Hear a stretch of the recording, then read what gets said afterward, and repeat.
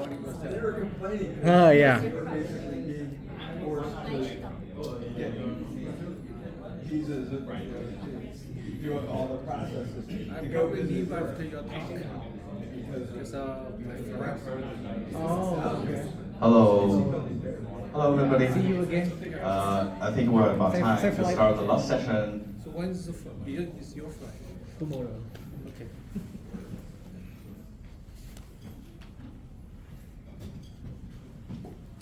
Okay. Really appreciate everyone staying here for the last session, and it's pretty excited. The last one is about more of AI, large language model stuff, and I think this is the only session that is closely related, full session dedicated to AI and LLMs. So we have 4 papers. Let's invite the first speaker. Focus.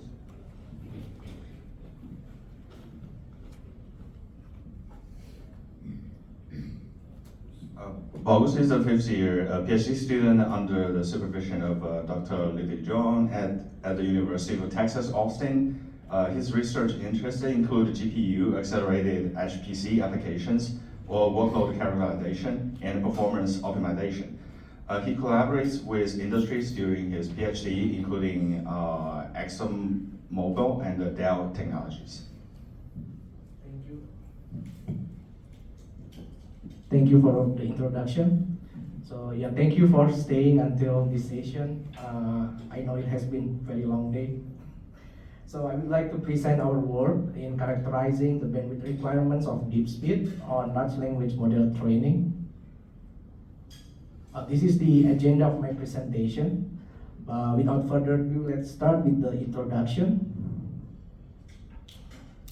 So the talk in this morning already point out that large language models is popular workload for computing systems, and it grows exponentially. Between 2018 to 2020, we see a factor of 10,000 times, Elmo 94 million to GPT-3, 175 billion parameters. And as we enter the generative AI era, it demands even larger models. However, the graphics processing units or GPUs, which is a popular accelerator for this kind of workloads, only see 5-time increase in memory capacity during the same period. And as you already know, the latest GPT-4 is actually on the top with 1.75 trillion parameters. So what does it mean? State-of-the-art models can no longer fit inside single GPU. So hundreds or even thousands of GPU are required to train them. And this requires to build expensive infrastructures with often most researchers out of reach of them. And it also makes the cost to train the model more expensive, energy consuming, and signify the environmental impacts. On the other hand, when you buy a server, you also buy CPUs, memory, and NVMe storage, and they are maybe as expensive as the GPU itself. Unfortunately, they often left underutilized. So having most of them is a compelling research. So the research objective is to build a small GPU clusters for doing the experiments. But before I use the clusters to collect the data, we run a stress test to identify the functional correctness of the clusters and to identify any communication bottlenecks. Secondly, we would like to compare 3 different methods on distributed training, PyTorch DDP, the distributed data parallel, Megatron LM, and the main topic is the DeepSpeed 0. Before observing the system level behavior, we also doing the application level characterization. That's help us to correlate with what the system will do under different types of distributed training methods. And we compared these 3 distributed training methods in terms of achieved model size, compute throughput, memory usage, and bandwidth utilization. The 5th one is investigating one of the important features of DeepSpeed called zero offload. So basically, zero offload allows us to use CPU memory to store parts of the model states so that we can train larger model size that is not previously possible under the same existing infrastructures. Finally, we explored the NVMe offload in Zero Infinity. This is an extension on Zero Offload that brings NVMe into the pictures, where we can use NVMe, CPU memory, and GPU memory to offload parts of the model states.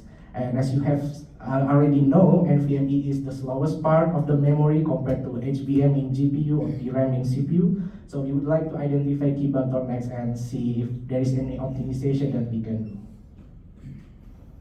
So I would like to talk briefly about the three methods of distributed training that we use in this experiment. So the first one is the PyTorch DDP.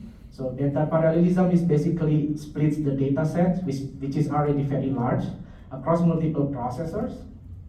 And each processor holds the exact same copy of the models. However, this means that the model size is limited only to single processor's memory capacity, and using data parallelism alone is not sufficient to handle LLMs. So we have the model parallelisms, which splits the model across multiple processors, and it can be used together with data parallelisms. However, implementing model parallelism means that it will require major changes to the implementation code of the models. So we use a library called Megatron LM from NVIDIA that provide model parallelisms to train GPT-2-like models. And the third one is the Microsoft DeepSpeed Zero. So Zero stands for Zero Redundancy Optimizers. And the aim of DeepSpeed Zero is to provide optimization library in memory to improve the efficiency of the data parallelisms. And the beautiful thing is that it only needs few changes of codes to existing codes. And what Zero do is it partitions the optimizer, gradients, and parameters to eliminate memory redundancies.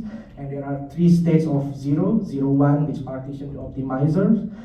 0.2, which partition the optimizer and gradients. And 0.3, which partition the optimizer, gradients, and parameters of the models. The other feature is Zero Offload that allows to offload the optimizer and gradient to CPU memory. And Zero Infinity that allows to offload optimizer, gradient, and parameters to NVMe storage. So I would like to discuss the platform setup. So the small GPU cluster consists of two identically configured Dell PowerEdge XE8545 with topology shown here. And these two compute nodes is connected through 200 gigabit per second Ethernet switch.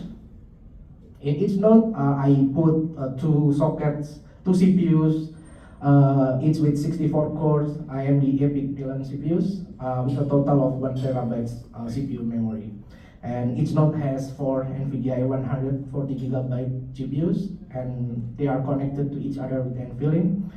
And also I put two ConnectX-6 network interface card that can run at 200 gigabit per second. For the network, although we use Ethernet, and by default Ethernet does not support RDMA, we use the RDMA over Converged Ethernet or RoCE. So RDMA is important for multi-node computation because now the NIC can basically access the CPU memory and GPU memory directly for sending and receiving the data. So there are two types of RoCE, CPU RoCE and GPU direct RoCE. In terms of profiling tools, we use NVIDIA Insight systems to perform application level characterization.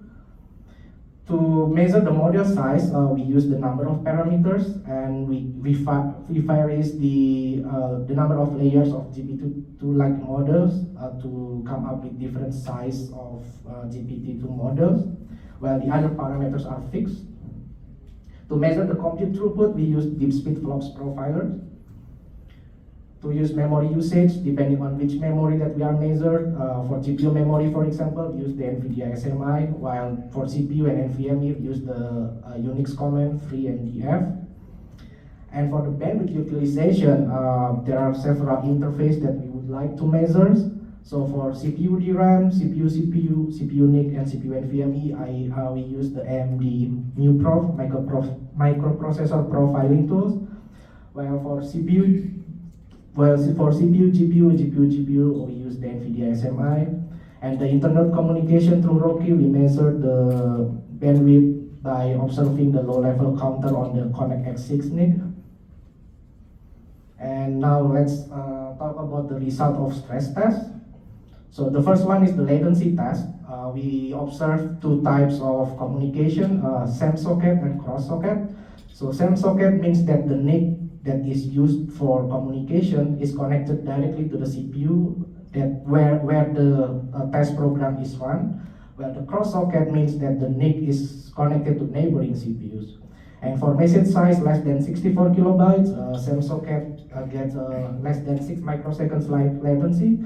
Well, for cross socket, we get less than 40 microseconds latency. So cross socket communication is having higher latency. And the interesting part is the bandwidth stress test.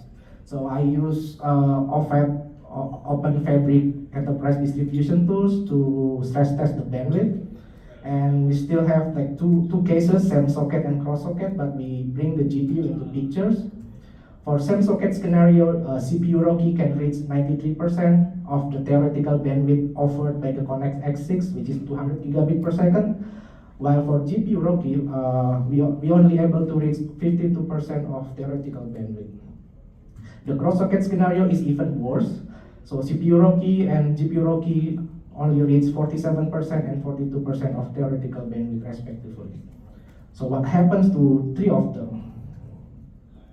So we observed that three of these unfavorable results involve data transfer between two pairs of deserializer inside the AMD IO die chiplets, and we hypothesize that this degradation in performance is due to the contention inside the IO die, but we don't have like a low-level details on how the network on chip inside the IO die is implemented, so it stays as hypothesized as at this point. So the next step is to do the application level characterization. So using ANSYS, we observe the timeline of what kernels is being executed in the GPUs and what communication libraries is being used. Like the training used the NICL, NVIDIA collective communication libraries. So the first one is the DDP, or PyTorch data parallel. So this is the timeline of single training iterations. And as you can observe here, the majority of kernel is jam. The green one is jam. And we observe some element-wise operation as well. And at the end of backward phases, we observe NICL or reduce operations to synchronize the gradients. And at the end of the training iteration step, we have the weight updates, the turquoise one. And this is the Megatron LM. Well, we see that Gen is still dominating, but we observe higher communication. Especially we see a NICL or reduce operation in between Gen operations. And we have like 4 pairs of forward and backward phases corresponding to the number of GPUs that we are using, which is 4. For 01 and 02, we see relatively the same amount of communication compared to the DDP. 02 used NICL reduce instead of NICL all reduce during the backward phases. And for 03, we observe more communication overhead compared to the DDP. And with that insight, we now perform comparison between DDP, Megatron LM, and DeepSpeed 0. We start with single node with 4 GPUs. So in terms of achieved model size, DDP can only fit 1.4 billion parameters model across 4 GPUs because you have to replicate the model to each GPU.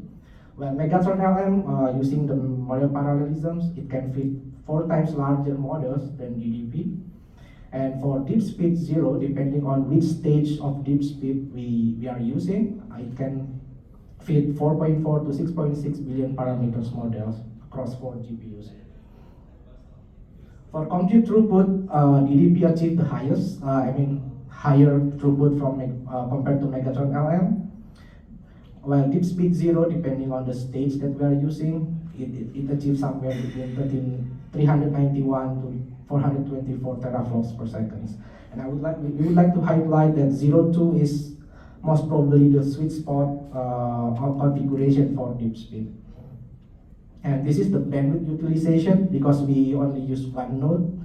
We only interested in NVLink utilization because it does the heavy lifting for inter-GPU communications. So it's pretty clear that Megatron LM consumes a lot of bandwidth. The NVLink utilization is significantly higher than the other configurations. So moving to dual node training, still DDP can only fit 1.4 billion parameters. Now Megatron LM can fit 11.4 billion parameters models, while the DeepSpeed, depending on the stage that we are using, it can fit 6.4 to 13.5 billion parameters model. What about the throughput? So DDP achieves 640 teraflops, while Megatron LM has significantly reduced throughput of like 121 teraflops per second across two nodes. DeepSpeed depends on the stage that we are using, achieve somewhere between 400 to 458 teraflops per second. So what happens with Megatron LM? Let's see on the bandwidth side. So this is the bandwidth utilization on the dual node training, and we note that RoCE, the internet communication interface, is the weakest link of the available interface. That's the reason why Megatron LM had significant drop in throughput because of the communication bottlenecks. DDP has the lowest communication, followed by 01 and 02, and 03 has 55% more communication overhead than DDP. So the other thing that is interested is zero offload. Can we train the largest model that Megatron LM in dual node can do using single node?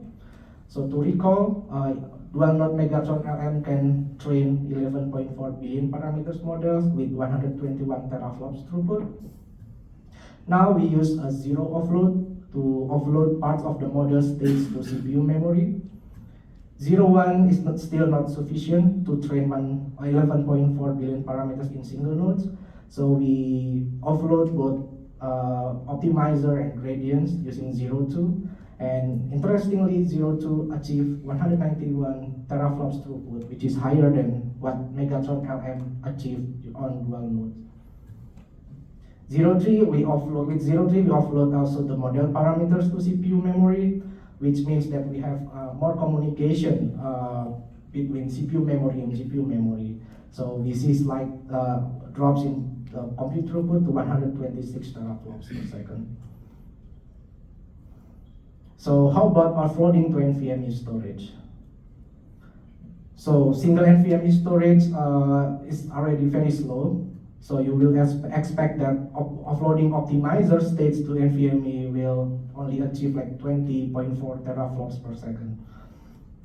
Well, while offloading the parameter as well, we achieve even lower bandwidth throughput. So adding second NVMe storage in RAID 0, we are able to improve the throughput by 80%. So this is the bandwidth utilization when we are using zero offload and zero infinity.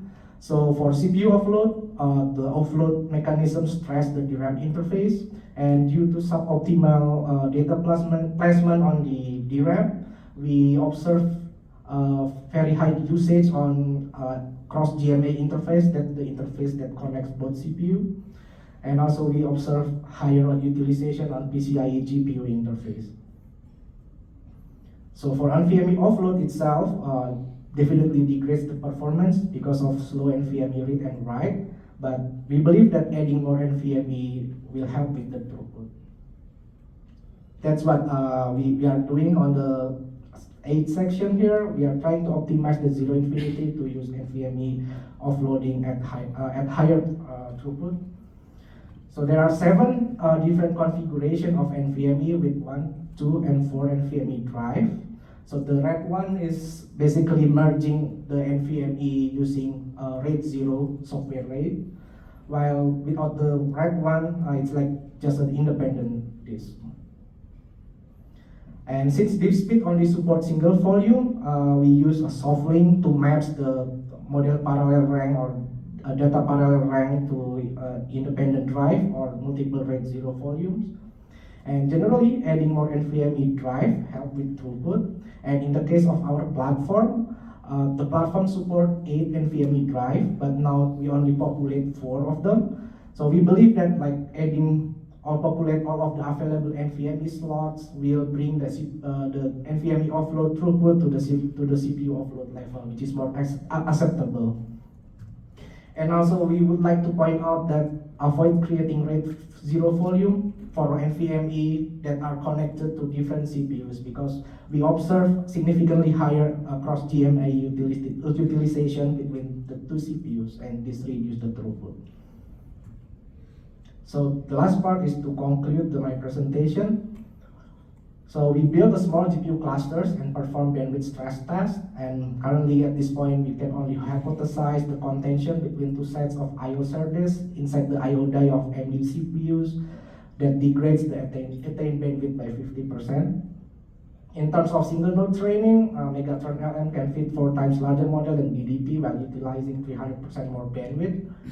And DeepSpeed 0, depending on which stage that we are using, it can fit 0.8 times to 1.2 times larger models than Megatron LM with comparable bandwidth to DDP. In dual node training, Megatron LM saw significant performance drop due to excessive communications, while DeepSpeed 0 can fit around 0.6 times to 1.2 times size of Megatron LM model, while giving significantly 3 times higher throughputs than Megatron LM.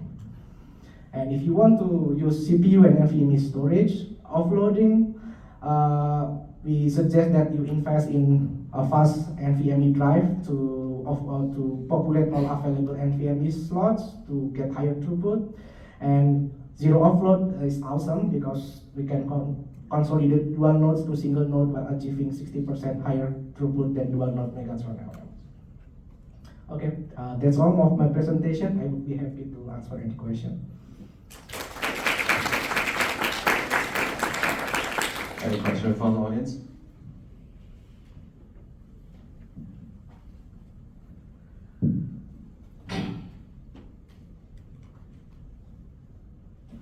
Thank you on our detailed work. So what do you expect if you expand to more than 2 nodes? Actually, we will, so the DeepSpeed paper from the developers said that the important things in DeepSpeed is the aggregation of bandwidth. So if we expand our compute cluster to 4 nodes or 8 nodes, we will certainly have more aggregate bandwidth. So we should have like higher throughput. That's what the developer of the DeepSpeed in their experiments say.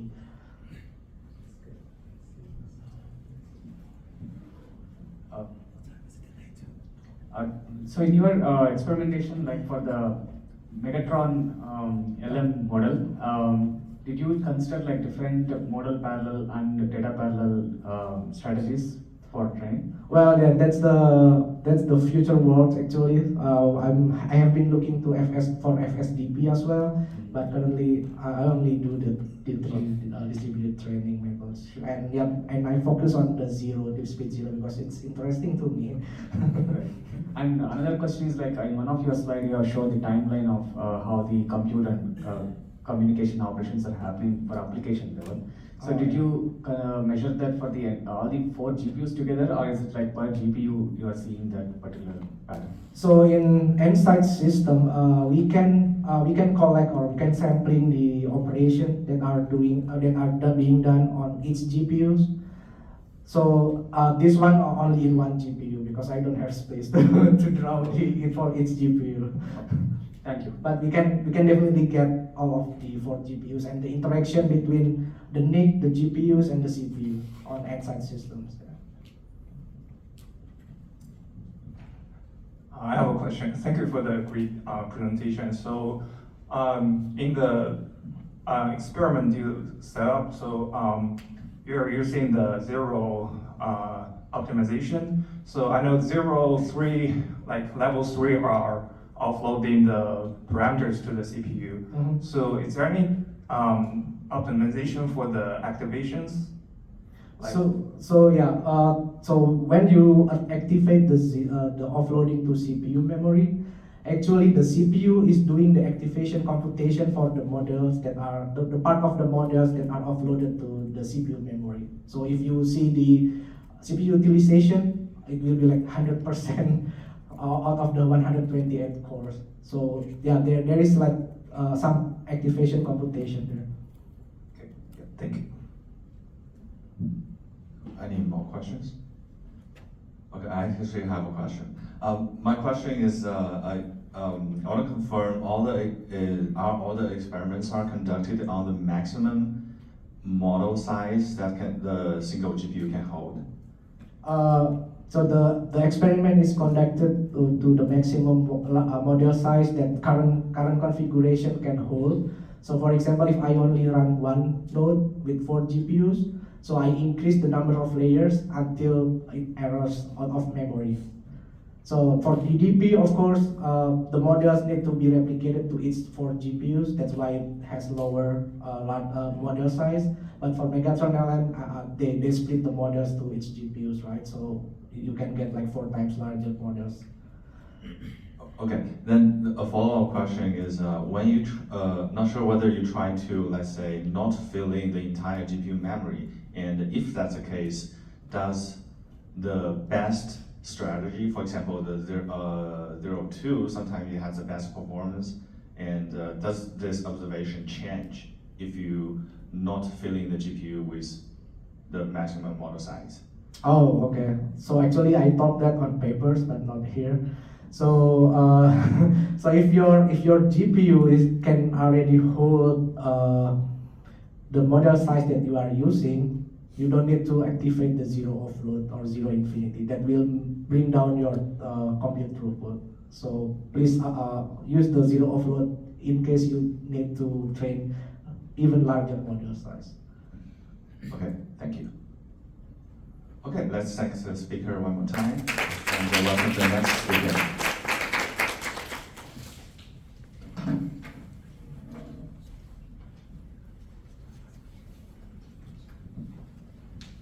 Our next speaker is Alicia. She's a second-year PhD student at Harvard University, advised by David Brooks.